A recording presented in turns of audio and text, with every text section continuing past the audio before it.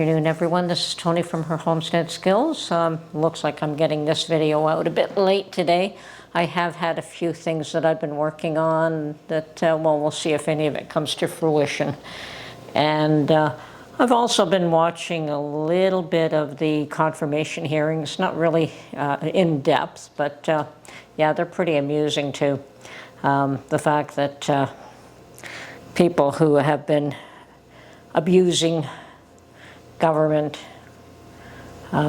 services now don't want the other side to do the same thing they've been doing all along, and they're very concerned about it, obviously. And of course, Canadian politics are starting to heat up. We're starting to see a number of players for the replacement, the Trudeau replacement for the leadership of the Liberal Party come to the fore, and yeah, I really don't think that they're going to do very well. I think they're even going to have a worse time than Harris did replacing Biden.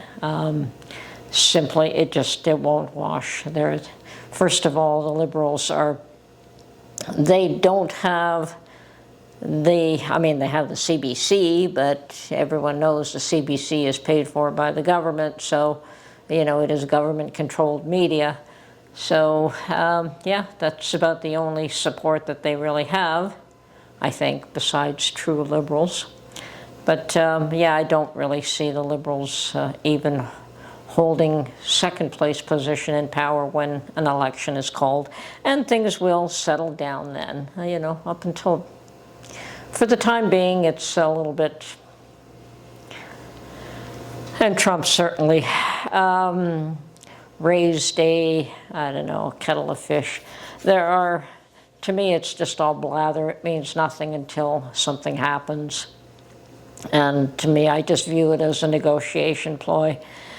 So I don't really see a problem right now. I just see people taking a position.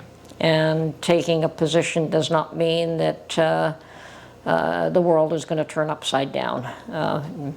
Things are too entrenched to change them like that anyway. Things have to be gradually agreed to or disagreed to or fought or negotiated or whatever. So nothing's going to happen in any hurry. And I doubt that anything will really happen that's going to produce substantial change. But of course we have people like the Premier of Ontario using fear tactics, saying that if Trump imposes his tariffs, there's going to be over 500,000 Ontario jobs lost, and he's pushing for an early election. He has an upcoming election. I don't know when it's due, but he's trying to push for one now before the federal election, which is a real shame, because you don't really need the people focused on two elections, one right after the other. It's just, one provincial and one federal. So yeah, that's about the ugliest bit of it. I suspect he's going to have opposition to that, but he'll likely push through with his deal to have an election. So we'll see what happens. And other than that, well, I had a lovely surprise today, totally unexpected. It was an item that I ordered way back in November, and I assumed that it was not going to come, and chatted with the individual, and it came from Israel. And I chatted with the individual for a replacement, and she was quite willing to send me another one. Sadly, that was 4 days ago. I think we waited up until then. And she gave me a new tracking number, and sure enough, 3 days later, and you know what? I've been tracking this, and there was absolutely no movement from November the 25th. I ordered it on November the 23rd. On November the 25th, it was out for shipment to Canada. And all of a sudden, I get tracking information because I asked for a notification. And apparently it has been the last 3 days. All of a sudden, there's tracking information from the 14th, 15th, and 16th, which is today. Today's January the 16th. But I checked even yesterday or the day before, and there was no information whatsoever. So I don't know what was going on. I do know, obviously, that Canada Post had had a strike, and that shipment was probably going to be delayed. But it was delayed so long that, I mean, the strike was over a while ago. But I figured that it was either lost in the mail or sent back to the sender because of the fact that there was just no detail whatsoever. But all of a sudden, bingo, bango, you know, it came from November the 25th to all of a sudden, bang, 3 days ago it had gone through the process, gone through customs, and it was on its way to me today. And as soon as I saw that it was on its way to me, it came in the door. So, lovely surprise. I mean, it's, so I very rarely order anything by mail. And yeah, really disappointed that it took so long to get here, but I'm glad it finally arrived. And I understand that even Amazon is on strike right now and things are not being delivered. So yeah, that is one firm where people definitely order a ton of stuff from. So it happens. So I'm just sitting here avoiding the cold. I did can up some of Mark's chicken stock. What I did is I decided that I would do a second batch the very next day. And I had so many quarts in the refrigerator. I think I had 4.5 quarts in the refrigerator. And the second batch made the same quantity, which was 4.5 quarts. So I had a total of actually 8 quarts and 2 pints. So what my canner will only take 7 quarts. So I canned up those 7 quarts. I thought, okay, I'll put them away because we may be, I like to have some in stock. You know, I may do up another batch for him, but he's managed to go through the ones that were refrigerated. Now the original batch, I refrigerated them for 1 day, and the next day I took 7 quarts. Changed the lids, obviously, put on proper lids, and canned them up, and everyone's sealed. And I did mix them up so that I didn't have cold jars and hot jars. So you can't do that. You know, you might lose a jar if you have a big difference in temperature. But I'm glad to see that I have some chicken stock in stash in my pantry, and I'll probably go out and get some more carcass for him to make a new batch for him to use on a daily basis, and that's just going to be for my pantry stash. Now I hope everyone is surviving their snowmageddon, snow Armageddon. I've been hearing the term being used. For us, it's unfortunately, I did see some issues with pictures of people on the road with snow that has never been cleared. And when you have 4 inches of snow that isn't cleared, yeah, you're going to have issues. So sympathize, I do. Like, I don't drive in that. When there's a snowfall, I get off the road, I come home. You know, I make sure I don't go out when there's a big snowstorm coming. But, you know, a couple of hours later, the next day, it's always clean. So, I mean, that's the benefit, I guess, of always being prepared for snow. So we can deal with 3 inches, we can deal with 10 inches. It isn't an issue for us, except that you get tired of it. I mean, yeah, it's nice to have a white Christmas, but after that, you know, and I hear some people down south they're already, you know, they think it's beautiful, but they're already, okay, you can keep your snow. Well, no, it's not my snow. You can keep mine too if you want. I don't want it either. Unfortunately, we're pretty much stuck with the stuff until March sometimes, and sometimes beyond that. I've seen it snow here in June. Mind you, it's gone. You know, it doesn't stick around, but it has happened, rarely. But yeah, it's mostly the cold right here, right now.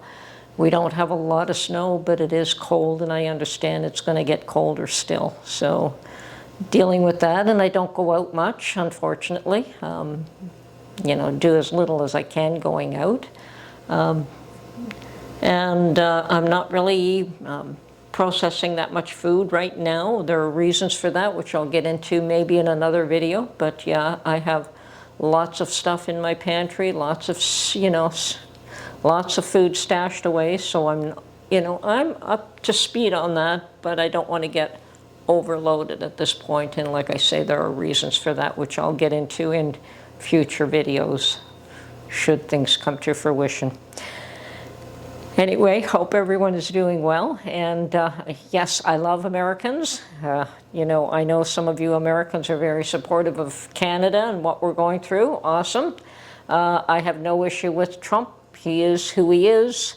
I have more issue with people like Trudeau and Biden than I do with somebody like Trump. Trump doesn't scare me at all. I find him between amusing and interesting. I don't find him a bad man at all. And I don't think he's going to do anything to hurt Canada. And we're going to have Pierre Poilievre in place pretty soon. So I think they're an even match mentally.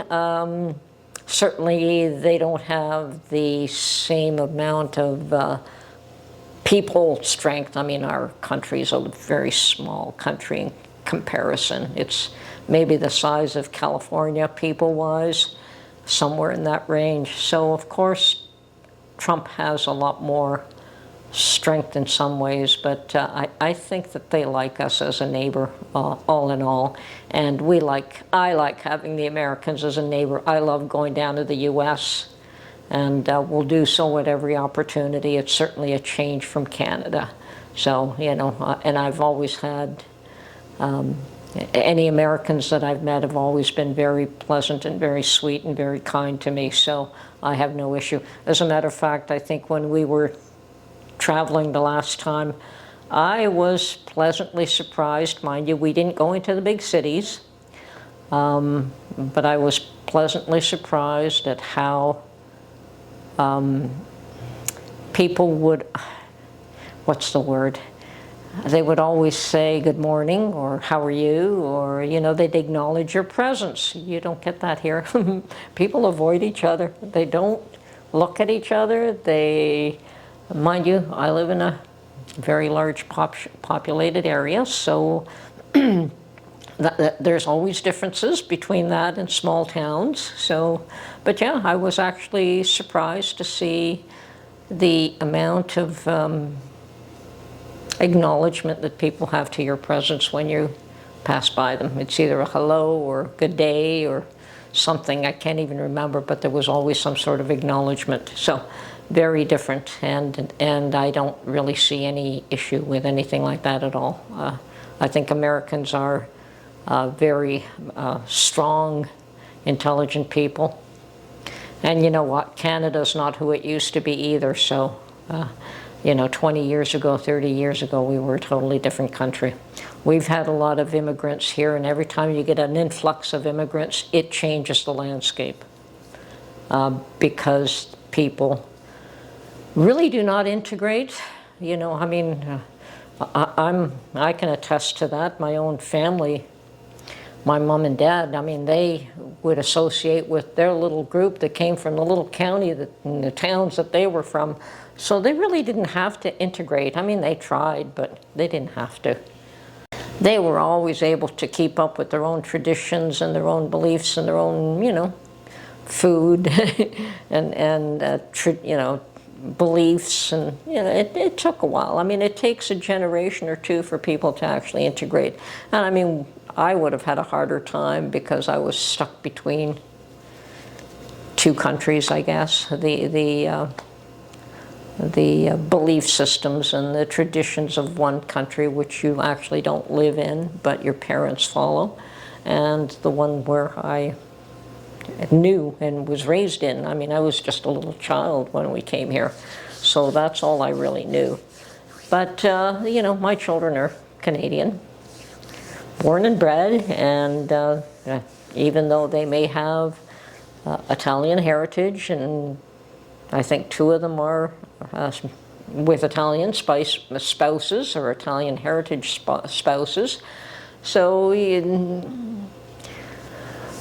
Some of the traditions continue along, and some are pushed by the wayside because they are no longer valid even for the children. Anyway, yeah, interesting world, interesting world. I love America, and I hope to spend some more time there. Anyway, more power to you all. Have a great day, everyone. This is Tony from Her Homestead Skills. Talk to you real soon.